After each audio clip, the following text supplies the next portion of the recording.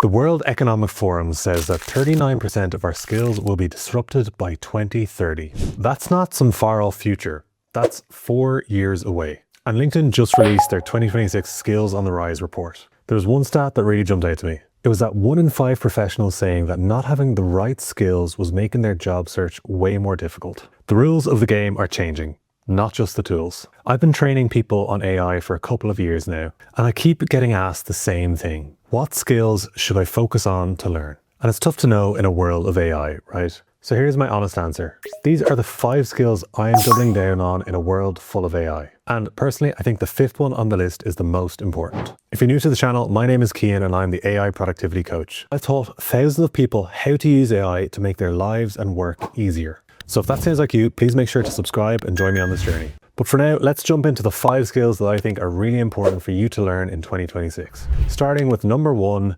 learning how to learn. The tools and workflows are changing every single month. Whatever you master today might look very different in a year's time. So the most valuable thing you can do right now isn't just learning one tool. It's getting good at learning things really quickly. And McKinsey's latest research backs this up. 79% of executives say continuous learning is no longer optional, it's essential. So I recommend really figuring out and learning what is the best way that you learn new topics. So I reckon the best thing you can do is learn how you learn best. For me personally, I really like audio, so I enjoy learning through podcasts and just listening generally. Once you know your best ways of learning, make sure to build the habit. Set time aside every single week, because whatever skill you learn, this is the meta skill that will make everything else easier. Skill number 2 is human communication. AI can write, AI can summarize, AI can generate first drafts in seconds. What it can't do is show up in a room and make people feel something. LinkedIn's 2026 report found that people's skills are more in demand than ever.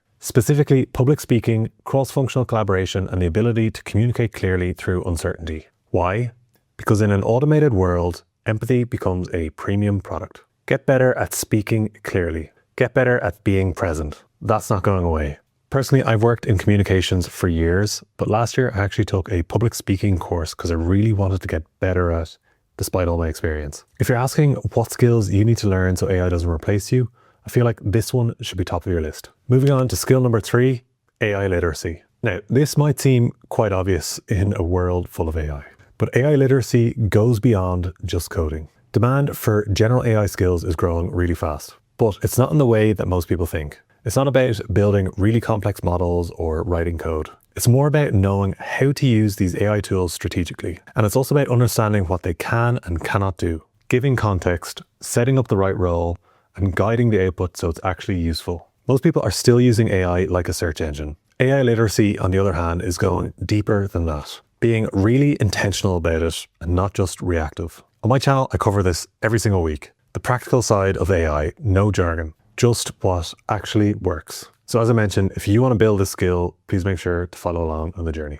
Moving on to skill number 4, critical thinking. The World Economic Forum's Future of Jobs 2025 report found that 7 in 10 employers say critical thinking is their most essential skill right now. Because AI will always give you an answer, and it will usually give you an answer very confidently. And that's exactly why critical thinking matters so much. Because sometimes AI can be wrong. Your ability to evaluate that output, to push back, to question it, to know which parts to trust and which parts not to trust, that's where your judgment matters more than ever. If you're looking for future-proof skills to learn, this is one that I'm going to heavily lean on, as I just think it's so important with the amount of AI slop that's going around right now. Finally, skill number 5 is having a point of view. This one doesn't show up so much in the research. And I think that's exactly why it matters so much. A lot of people are talking about AI fluency, but nobody's really talking about taste. We're talking about voice. In a world where anyone can generate content on absolutely anything in seconds, the thing that'll make you stand out is having a genuine perspective, an opinion, or a way of seeing things that's distinctly yours. AI can't replicate that, so it's really important that you build the skill yourself.